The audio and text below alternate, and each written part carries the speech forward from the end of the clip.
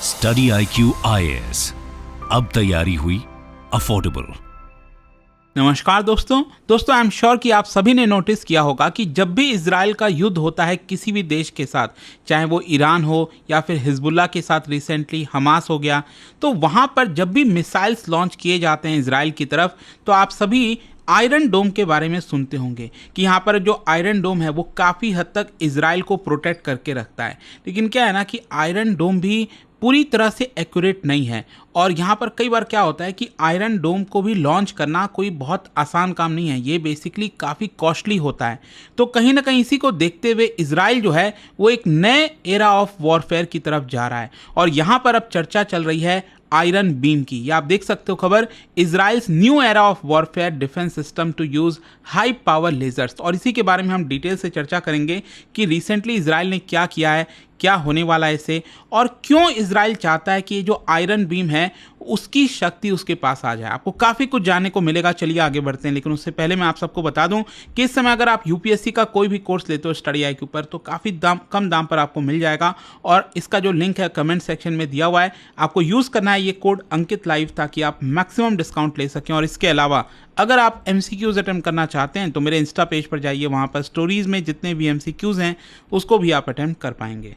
तो चलिए शुरुआत करते हैं, और सबसे पहले ये देखते हैं कि एग्जैक्टली हो क्या रहा है। देखिए, इजराइल का जो नया iron beam laser defence system है, बताया जा रहा है कि ये 1 साल के अंदर अंदर ऑपरेशनल हो जाएगा, और जिसकी वजह से इजराइल की जो एबिलिटी है एरियल थ्रेट्स को काउंटर करने में वो काफ़ी ज़्यादा बढ़ जाएगी। और इसका रिसेंट प्रमाण तब आया है जब रिसेंटली इजरायली डिफेंस मिनिस्टर ने अनाउंस किया कि $500 मिलियन का इन्वेस्टमेंट किया जा रहा है in contract with Rafael advance defence system. ध्यान रखिएगा, ये मैं राफेल एयरक्राफ्ट की बात नहीं कर रहा हूं, लेकिन एक इजरायली कंपनी है जिसका नाम है राफेल एडवांस डिफेंस सिस्टम, और एक और कंपनी है एल्बिट सिस्टम। ये दोनों ही इजरायली कंपनी को कॉन्ट्रैक्ट दिया गया है कि यहाँ पर एक कटिंग एज टेक्नोलॉजी वाला जो पूरा प्रोडक्शन है आयरन बीम का वो आप करिए, और इसके लिए $500 मिलियन का इन्वेस्टमेंट यहाँ पर किया जा रहा है। और इजराइल यहाँ पर यही चाहता है कि जो भी मिसाइल्स वगैरह उसकी तरफ आते हैं, चाहे वो ईरान की तरफ से आएँ, ऊपर लेबनान की तरफ से आएँ, नीचे यहाँ पर हमास की तरफ से आएँ, तो उसको वो काफ़ी ईजिली काउंटर कर सकें। तो क्वेश्चन यहाँ पर यह है कि ये आयरन बीम है क्या, और ये वर्क कैसे करता है।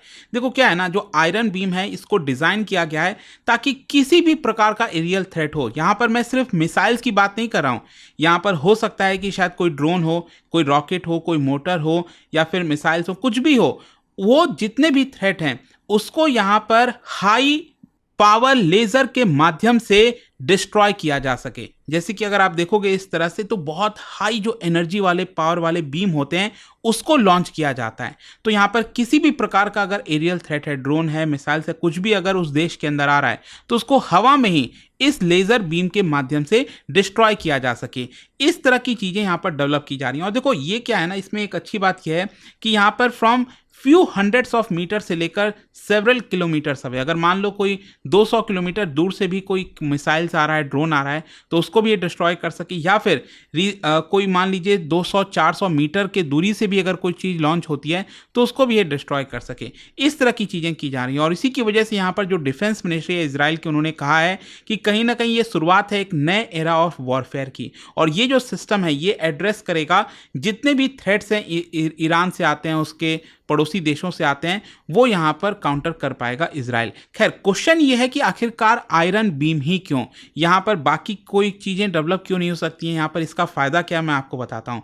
बेसिकली क्या बताया जा रहा है कि ये जो मेथड है वो आपको काफ़ी डिफरेंट देखने को मिलेगा। जो करंट इस समय सिस्टम है इजराइल के पास, दैट इज़ आयरन डोम। देखो, जब हम आयरन डोम की बात करते हैं तो मान लो कोई मिसाइल लॉन्च किया इजराइल की तरफ, तो यहाँ पर ये रडार सिस्टम के माध्यम से पूरा डिटेक्ट करता है। तो यहाँ पर सबसे पहले रडार क्या करेगा कि उन सारे मिसाइल्स को डिटेक्ट करेगा। और देखिए यहाँ पर इंपॉर्टेंट चीज ये है कि यहाँ पर जो भी मिसाइल लॉन्च किया जा रहा है इजराइल की तरफ, उन सबको डिस्ट्रॉय नहीं करना है। हो सकता है कि मान लो हिजबुल्ला ने 100 मिसाइल लॉन्च किए, तो क्या यहाँ पर आयरन डोम जो है वो मिसाइल लॉन्च करके 100 के 100 मिसाइल्स को डिस्ट्रॉय करेगा? नहीं, उसमें से हो सकता है 90 मिसाइल ऐसे होंगे जो इजराइल के किसी दूसरे खाली जगह पर जाकर गिरेगा, उससे कोई इजराइल को नुकसान नहीं होगा, तो उसको ये लोग जाने देते हैं।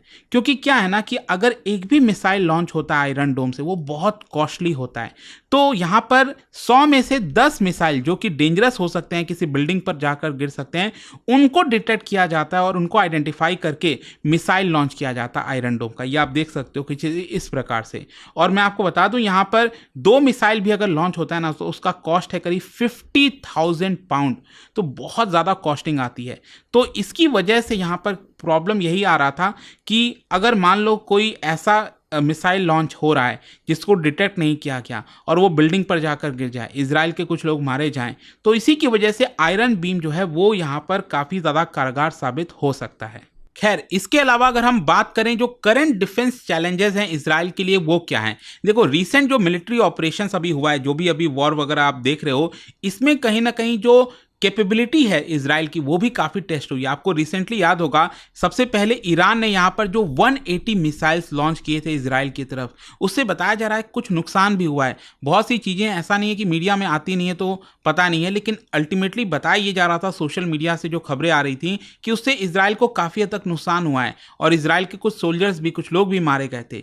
तो इसकी वजह से यहाँ पर जो इजरायली डिफेंस फोर्सेज हैं, उनका ये भी कहना है कि अभी रिसेंटली अगर आप देखोगे तो लेबनान से भी, लेबनान के सदर्न साइड से यहाँ पर जो हिजबुल्लाह का प्रेजेंस है, वहां से भी जो मिसाइल्स वगैरह लॉन्च किया गया था 50 के आसपास, तो उसमें से बहुत सारे ऐसे मिसाइल्स थे जो कि आयरन डोम शायद डिटेक्ट नहीं कर पाया और वो अल्टीमेटली इजराइल के टेरिटरी में जाकर गिरा था। तो ये भी एक यहाँ पर प्रॉब्लम था। और इससे भी बड़ी मैं चीज आपको बताता हूं, रिसेंटली अगर आपको याद हो तो यहां पर जो ड्रोन है उसका यूजेस काफ़ी ज़्यादा बढ़ गया है। और रिसेंटली हिजबुल्लाह ने क्लेम भी किया था कि उन्होंने ड्रोन लॉन्च किया है, नेतन्याहू का जो दूसरा वाला घर है, हॉलीडे होम है, वहाँ पर उन्होंने ड्रोन के माध्यम से अटैक किया। और ड्रोन क्या है ना, वो जल्दी से डिटेक्ट नहीं होता। आयरन डोम जो है वो मिसाइल्स को तो डिटेक्ट कर लेगा, क्योंकि मिसाइल्स थोड़े बड़े होते हैं, उसको डिटेक्ट करना थोड़ा आसान होता है, लेकिन जो ड्रोन्स हैं वो इतने छोटे होते हैं कि वो बच निकलते हैं और उनको डिटेक्ट शायद नहीं कर पाते हैं। और इसी की वजह से यहाँ पर बोला जा रहा है कि कहीं ना कहीं जो आयरन बीम है, जो लेज़र सिस्टम की हम यहाँ पर बात कर रहे हैं, वो इन सारे चैलेंजेस से निपट पाएगा और वो ड्रोन्स जैसी चीज़ों को भी ख़त्म कर पाएगा। लेकिन एडवांटेजेस हैं तो उसके कुछ डिसएडवांटेज भी होंगे। क्या होता है ना कि यहाँ पर जो आयरन बीम की हम बात कर रहे हैं, जो लेज़र सिस्टम वाला, लाइट वाला सिस्टम है, वो अगर वेदर ख़राब है, वेदर कंडीशंस अगर ख़राब हैं, जैसे क्लाउड है, रेन है, हेज़ है, तो उस समय यहाँ पर वो इतना इफेक्टिव नहीं रहता। और हो सकता है कि उस समय अगर मान लो कोई मिसाइल्स वगैरह लॉन्च किया जा रहा हो तो वो लेज़र वाला सिस्टम डिटेक्ट नहीं कर पाएगा और अल्टीमेटली आपको नुकसान हो जाएगा। तो इसमें क्या है ना कि यहाँ पर जो लेज़र सिस्टम आयरन बीम है वो भी रहेगा और जो आयरन डोम है उसका भी प्रेजेंस रहेगा। तो दोनों को एक साथ मिलकर जो है इजराइल प्लानिंग कर रहा है उसको लॉन्च करने का, ताकि जो इजराइल की प्रोटेक्शन है वो और ज़्यादा यहाँ पर बढ़ सके।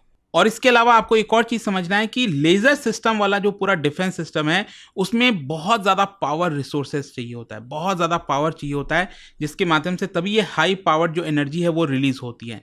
इसके अलावा अगर आप देखोगे दुनिया भर में और भी कई देश हैं, यहाँ पर स्पेशली मैं बता दूँ, चाइना जो है वो साउथ चाइना सी के अंदर फिलीपींस वगैरह के खिलाफ रिसेंटली उसने यूज़ भी किया था ये जो लेज़र सिस्टम है।